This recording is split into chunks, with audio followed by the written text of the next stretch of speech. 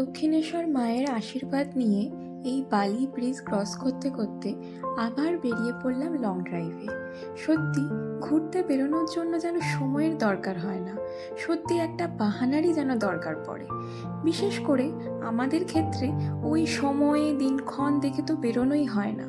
আমাদের ঘুরতে যাওয়ার বেশিরভাগ দিনগুলোই এমনটা হয়েছে যে রাতে ঠিক করা হয়েছে আর সকালে বেরিয়ে পড়েছি। তো এটাও কিন্তু ঠিক সেই রকমই। কালকের সকালেও হয়তো জানতাম না যে আজ কোথায় বেরিয়ে পড়ব। এবার আসা যাক কোথায় যাচ্ছি। কিছুটা হয়তো আপনারা দেখে আন্দাজ করেছেনই। আসলে কি বলুন তো, এই কাছাকাছির মধ্যে এটাই যেন আমার কাছে বেস্ট বলে মনে হয়। এই দেখুন, কোলাঘাট পেরিয়ে আসল উদ্দেশ্যের দিকে রওনা দিচ্ছি।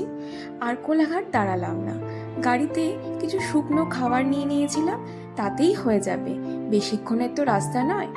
তাহলে তো বুঝতেই পারলেন দীঘা যাচ্ছি। দীঘা আসলে আমার বিয়ের পর এই নিয়ে 5 থেকে 6 বার যাওয়া হচ্ছে। ততবারই ভালো তো লাগে, কিন্তু সাথে এটাও বলে আসি অনেক হয়েছে, আজ যাব না। সত্যি কথা বলতে এই জানুয়ারি মাসেই, মানে 1 জানুয়ারিতেই গেছিলাম, তখনও বলে এসেছিলাম আর যাব না। কিন্তু দেখুন, এই 6 মাসের মাথায় আবার যাচ্ছি। আমার তো হানিমুন, অ্যানিভার্সারি সবই আমার দীঘা। যদিও এবার 3rd অ্যানিভার্সারিতে আমি দীঘা যাচ্ছি। তবে আগের বারের অ্যানিভার্সারিতে দার্জিলিংয়ে ছিলাম। ওই সেই দীপুদা, আমি তো এর বাইরে বেরোতেই পারি না, কারণ সময়ের যে বড় অভাব।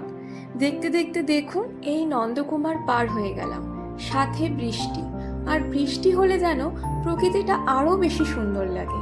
আর এই রকম মনোরম পরিবেশ, চারিদিকে সবুজ, আমার তো মনে হয় লং ড্রাইভের জন্য বেস্ট ভিউ।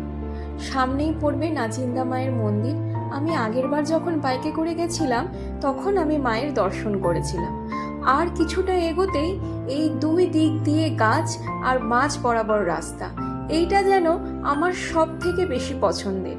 আমি আগেরবার বা যতবার গেছি বাইক নিয়ে ততবারই আমি এখানটা দাঁড়িয়েছি। আমার এই জায়গাটা যে কি অসম্ভব ভালো লাগে সেটা আমি বলেও বোঝাতে পারবো না। এই সেই দীঘার গেট, এখানে দাঁড়িয়েও আমার আগে ছবি আছে। এবার আর সত্যি কথা বলতে কোথাও দাঁড়াইনি, একেবারেই চলে এলাম।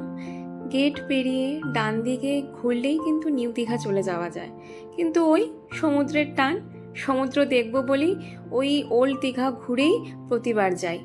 সব কিছুর সুন্দরের মধ্যে এবার এখানে কিন্তু আরও একটা জিনিস সুন্দর হয়েছে, সুন্দর মন্দির তৈরি হয়েছে একটা জগন্নাথ দেবের। 3 বছর ধরে তো আমি এই মন্দিরটিকে অল্প অল্প করে গড়তে দেখলাম। এইবার তো অনেকটাই কাজ হয়ে গেছে। মন্দিরটি যে কি যে অপূর্ব সুন্দর, সেটা আপনারা নিজের চোখে না দেখলে সত্যিই বুঝতে পারবেন না। এই মন্দিরের উদ্বোধনের দিনটি হয়তো রথের দিনই সিদ্ধান্ত নেওয়া হয়েছে। দেখুন, দেখতে দেখতে নিউ দীঘা ঢুকে গেলাম।